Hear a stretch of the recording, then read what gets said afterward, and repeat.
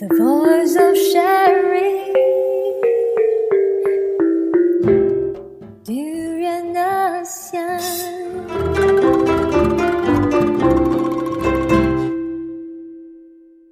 Hello Malaysia. Hi, I'm Holly and welcome to Durian ASEAN. I'm here with Amanda. Hi, I'm Amanda. And we're going to be talking about our experiences over the past 4 and 5 months working in an art gallery here in Malaysia. On the previous episode we talked about art and culture in KL, and on this episode we're going to talk a little bit more about our background and our experiences of art and culture in Edinburgh, which is where we both lived previously before coming to Malaysia. We're not actually from Edinburgh, but we both spent quite a bit of time there, and yeah, how it relates. Amanda? So me and Holly have lived in Edinburgh for the past few years, but we didn't actually meet each other until we were in Kuala Lumpur, interestingly enough. But we lived about 10 minutes down the road from each other. That's true. And yeah, the art scene in Edinburgh is very good, and that's what our backgrounds are both in different ways. Like, we both studied different things.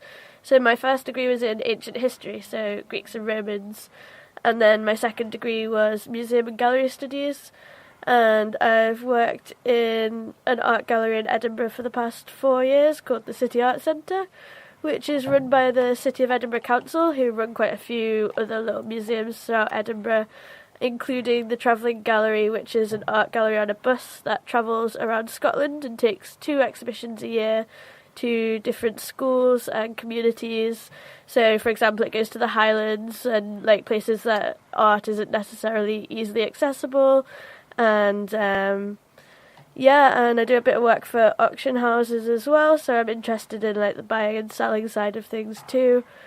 And Holly has kind of a similar-ish background in the arts, but also quite different. My undergraduate was fashion, and my master's degree was contemporary art theory, history, curating and criticism. So yeah, I guess it gives me kind of a multidisciplinary background, I'd say, a different perspective on the art scene here. Again, my background's interning in various galleries, and yeah, like currently I'm working at Srinigaranja Fine Art in Malaysia, and I have been 4 months, which is where I met Amanda, and it's all contemporary art with local artists. So Holly, what would you say your favourite art gallery in Edinburgh is, and why? That's a difficult question. I would say the Talbot Rice Gallery. That's the gallery I've had the most involvement with in Edinburgh. It's attached to the university, and we have a lot of exciting projects going on there through that. It's very collaborative. I worked on an exhibition there, Stephen Sutcliffe, Sex Symbols in Sandwich Signs, which was a very interesting thing to be a part of. Very interesting. It was. Tell me more about the exhibition. I don't know if that would have been possibly censored here, but it was just kind of video, kind of lots of different things. I don't quite know how to say.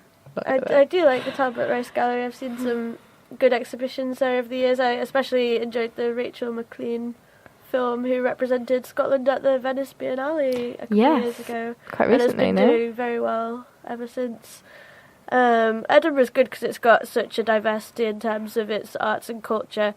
So, like, the main art gallery is the National Gallery of Scotland, so that has like a more traditional gallery where it's got all different kinds of paintings. So it's got like Scottish art, it's got some Italian and Dutch painters, and that's like right in the centre on Princes Street. And then they also run a modern art gallery, which is like 19th century onwards, and they've got the portrait gallery as well. So they're like the 3 main galleries in Edinburgh.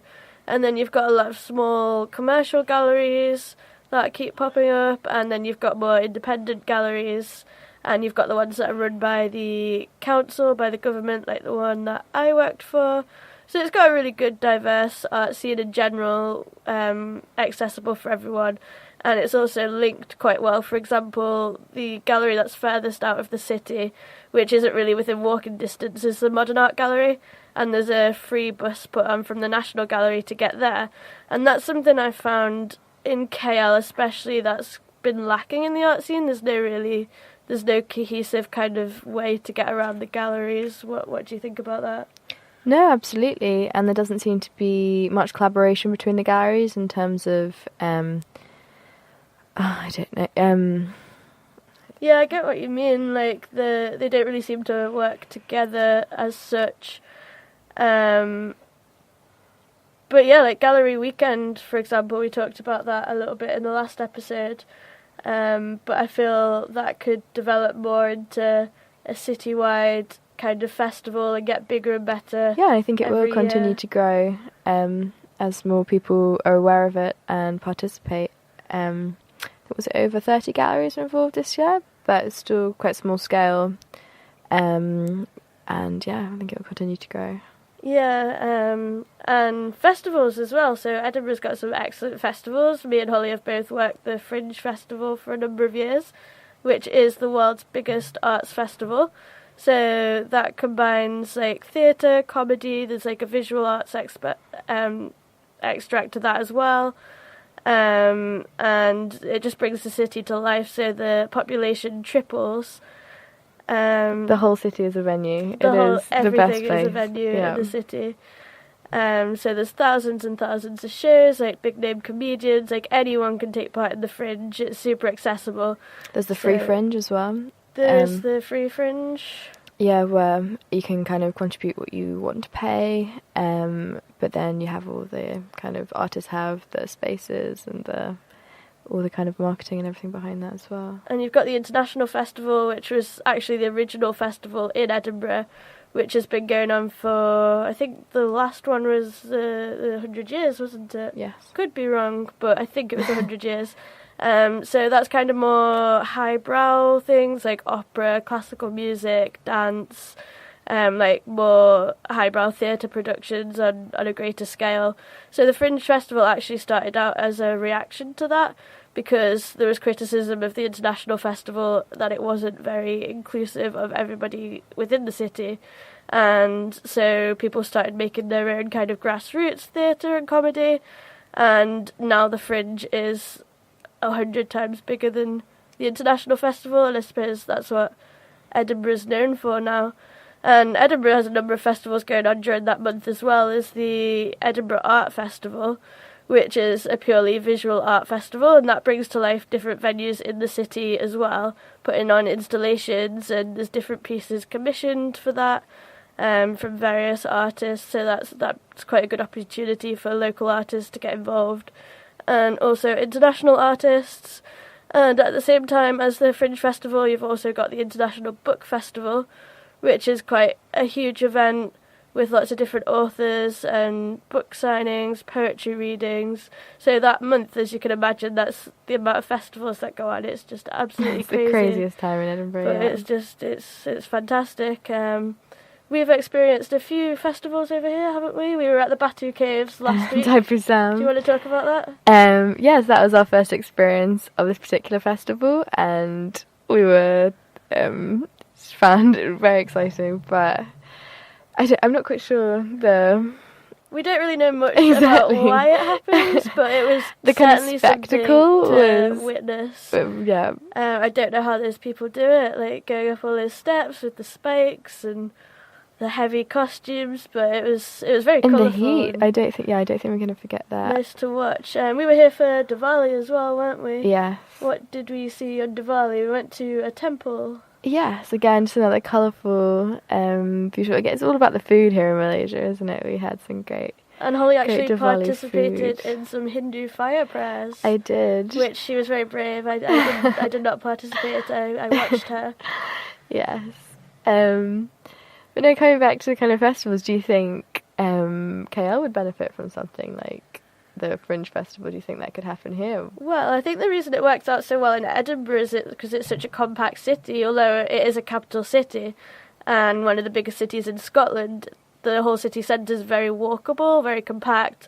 A lot of it happens outdoors. A lot of these venues kind of pop up in university buildings, different bars. So I'm not sure if that could be really transferred to KL itself, because it's such a sprawling city. And again, like the traffic in Edinburgh is quite low compared to here.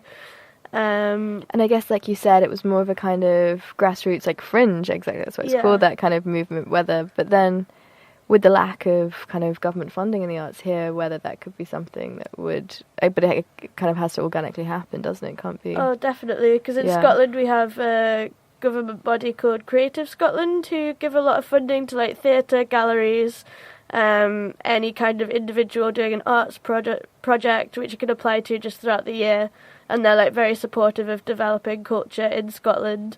And that's such a huge part of the country. I feel that it's always been one of the objectives of the government to promote culture, to promote the festival, because of the amount of tourism it draws in. And I'm just not sure if that would be transferable in the same way to a city like KL, which is a big sprawling city. It wouldn't be so easy to get around, like infrastructure-wise.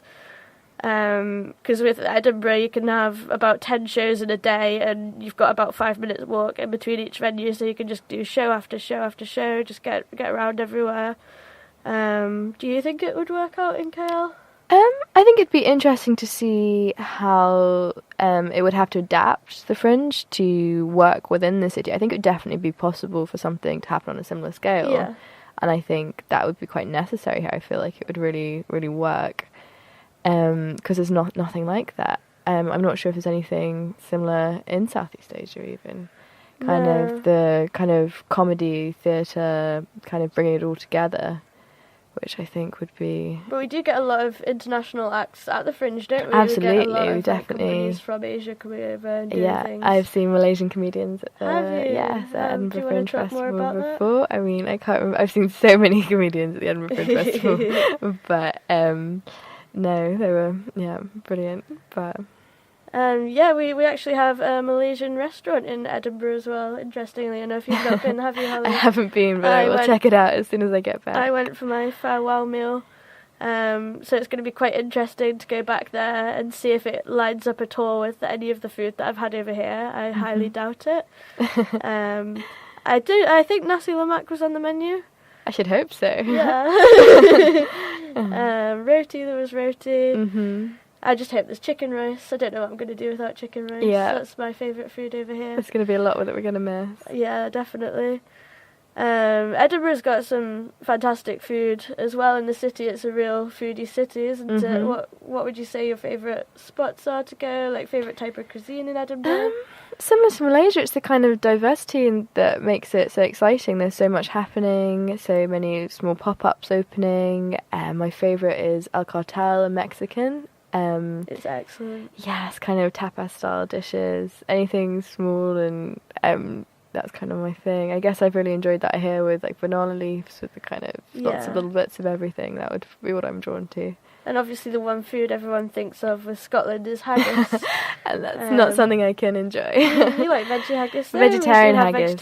Yeah, surprisingly good. I like the regular haggis as well, and we've got some really good seafood in Scotland. Like cold water seafood is just very delicious.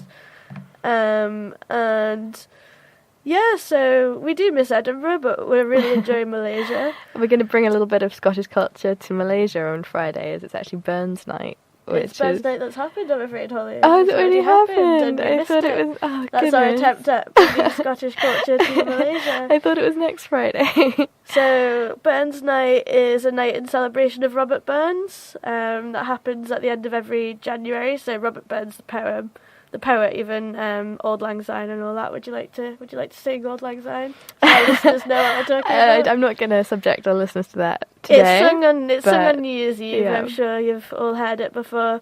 But he's quite a big name in Scotland. We like Robbie Burns. So we celebrate by the ode to the haggis. So we address a haggis. I think maybe you should describe what a haggis is, Amanda. Well, it's this small creature that runs about in the Highlands. A mythical beast. No, I don't think anyone would want me to describe what haggis is, really. It's a lot of entrails, should we just say. But very tasty entrails. It's like a sausage, but different, and it can be really big. So on Burns Night, you get a piper to carry in the haggis, someone playing the bagpipes, and then people say poetry at the haggis before they cut it open, and you eat it with neeps and tatties. So Lots of whiskey. Lots of whiskey. Neeps and tatties are mashed potato and turnips or swede, depending on what you can get in the supermarket that time of year. They all run out very quickly. And yeah, lots and lots of whiskey and ceilidh dancing. Do you want to explain about ceilidhs? Ceilidhs are fantastic, brilliant Edinburgh tradition. I guess it's kind of group dance where you're led. There's a band at the front, and you're kind of led through these different dances, and it gets quicker and quicker, and just wilder and wilder, and you end up, and you dance with lots of different people, so it's a good way to get to meet people. Exactly. Really fun and lively. Yes. I think we should try and bring a ceilidh to Exactly. KL. We should have organised one on Friday. We should have done. There's our opportunity gone. Yes. So yeah, we're both leaving the city on Friday, which we will be very, very sad to leave. But we do plan on visiting again, don't we? Absolutely. So where would you like to go that we haven't managed to visit this time around? For me it'd be the Perhentian Islands, as we came at the wrong time of year, and we haven't had an opportunity while it's been open and not the monsoon season, so yeah. Yeah, I would love to go to the East Coast, so the Perhentian Islands and Tioman as well. So I recently got my scuba diving licence over Christmas. So those are some of the best dive sites in the world, I believe, and it would be really nice to dive over there. I learnt to dive in Thailand, which was absolutely fantastic. I think I've just been spoilt now. I'm not sure how things are going to compare to Southeast Asian diving. Certainly not going to dive in Scotland. Yeah, you kind of set the bar high there, haven't you? What would we see in Scotland? Just some murky water, I think. Nothing. Not much. No, so yeah, but we'll be back. I'm gonna have to visit Malaysia just to do some diving. But yeah, there'll be lots of things we miss about this country. I've discovered Milo. Holly actually grew up in New Zealand, so she was aware of it. But it's the first time I've ever had it, and it's hands down my favourite drink ever. It's incredible. For me, it's very nostalgic, but Amanda's still in that kind of honeymoon period of we drink Milo. It with every meal. It goes with every meal. Why would you not drink it with every meal? Yeah, iced always. Iced Milo, yeah. Milo ice, as they say in Malaysia. And the language, are we picking up the language? When neither of us are not good at languages at all. We've been trying our best, but do you want to tell me some Malaysian words? Absolutely not. I mean, my pronunciation would be awful right now. But I know nasi. Yeah. What's nasi? Rice. Mi goreng. Fried noodles. Mm-hmm. See, we're doing okay. Yeah, we're doing alright. Yeah. No, it's pretty appalling in 4 months. That's all we've managed. AM is chicken. Yeah, we can get by a menu now, which is the main thing. Nasi AM, chicken rice. Mm-hmm. My favourite. But yeah. We can work our way through a menu, which in this country, I suppose, is the main thing. Yes. So yeah, we're gonna miss the food. Mostly the people. Gonna miss the people. But yeah, we'll be back visiting Malaysia. We'd also quite like to go to the more jungly parts in the middle. We didn't really get to go to any of them, did we? No, we didn't. But then yes, like we say, travelling Borneo next. Borneo will be excellent. Make up for that. The voice of sharing Durian ASEAN.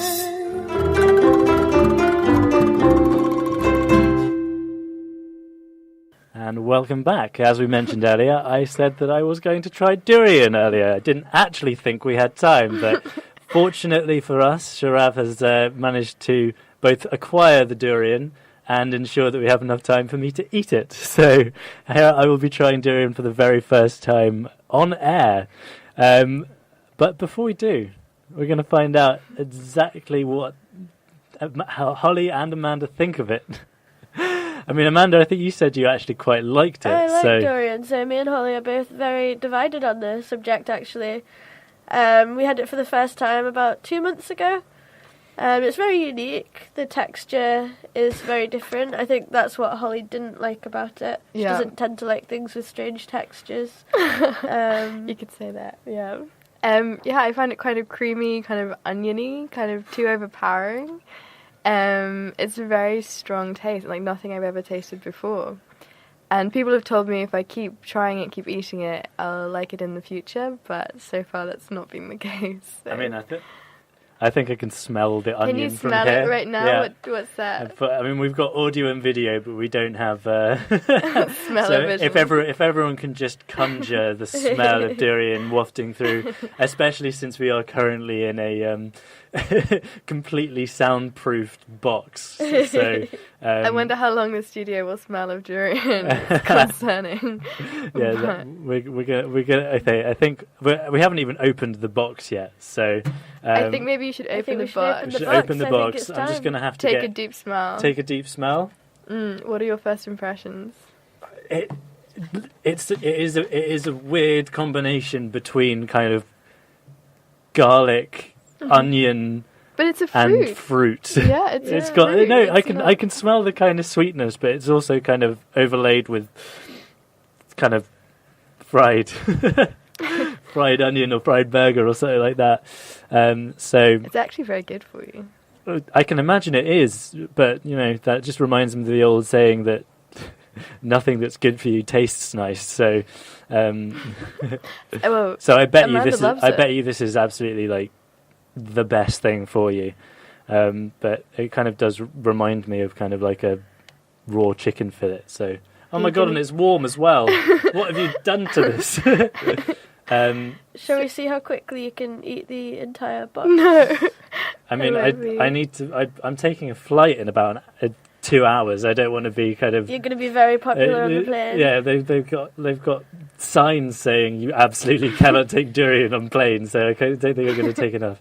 Okay. It also has an incredibly weird texture as well. There's also a seed in the middle. You have to eat around. So eating around the seed. Okay. So this like hard bit in the middle is the seed. So kind of peel it with your fingers. Peel it with the. Yeah, peel it. So what is there like an outer layer that I need to kind of? Yeah.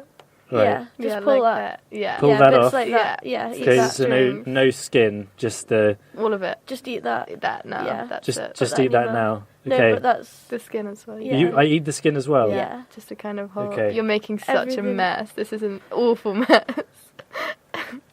What do you think? Describe it to our listeners. He's gone very quiet. Do you share my views or Holly's views? How do you feel about durian?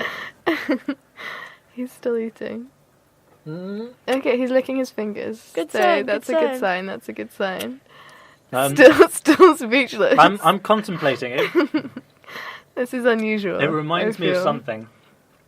Yeah, you almost can't quite put your finger on. It's similar. I can assure you, it's not like anything that I've tasted before. It's kind of like banana. No. If it was smoked and slightly rotten. That's how I would describe it. I think that's quite a unique take. I've never heard anybody say that before.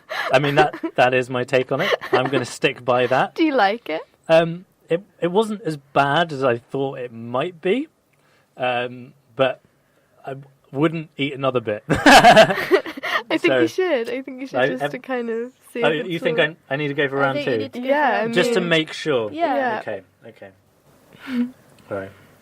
So I take off.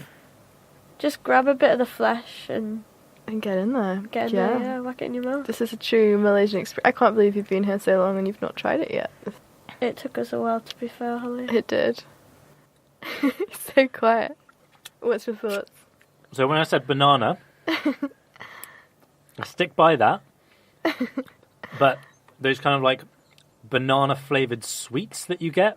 So kind of a synthetic like banana taste you're going bananas. with. I like that. Like I a can't synthetic, see that at all. And synthetic banana, smoked and then also slightly rotten. That's what I'm going for. You can see why it's so divisive, because I think everybody kind of tastes it different almost. Yeah, you literally, I could probably try it again tomorrow and have a completely different idea of how to explain how to eat that. So, yeah. What's your favourite thing about durian, and what's your least favourite thing about durian? I think my favourite thing about durian is its complexity, and everyone's got an opinion on it. Yeah. It's not like, apples. No, Everyone's like, boring apples fruits. are alright. It's pretty good. But, like, you know, it's divisive. The thing I don't like about durian the most is, I mean, definitely what it looks like. It looks like some kind of larvae. Like a giant, I think they look giant, fantastic when they're giant when wasp they're raw and larvae. they've got When they're in the yeah, durian, with the it looks spikes. great. They're very It looks like what? interesting. The outside casing of the fruit is very interesting. the though, contrast because Okay, yeah, it's okay, like, that's fair enough. No, that's good. But when you get into it, still looks like a giant wasp larvae. That's what I'm going for. Would you say you like I'll durian? give it a solid 4 out of 10. Four out of 4 10. out of 10. Okay. 3.5. So you're a bit on the fence. Bit on Yeah. the fence, erring on the side of caution, as Okay. per. I think that's an unusual opinion. Most people either love it or hate it.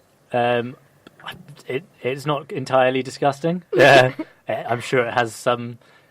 Maybe it wasn't the nicest durian ever. I don't know. No, I think it's a good one. But also, you mustn't drink now for the next couple of hours. It can be quite dangerous, apparently, if you didn't know that. Oh really? Yes, but also, was it mangosteens? Mangosteens. Yes, you're supposed to. Mangosteens are excellent. But then you're supposed to also eat those at the same time to cool yourself down. Well, so- I'm going to Catch go it have a up. mangosteen. Have you straight tried one away. of those yet? I've not tried a Right, well, it's the mangosteen day of actually. firsts. Yeah, it's the day of They're very first. So tasty. yeah. Let's All go right. find you some of those. All right. Well, on that note, I think we shall wrap that up. I hope everybody enjoyed me trying durian for the very first time live on air. Thank you very much for listening and watching. Goodbye. So yeah, I think we're going to wrap things up there. Yes. Have you got any final thoughts on Malaysia or Edinburgh or life in general?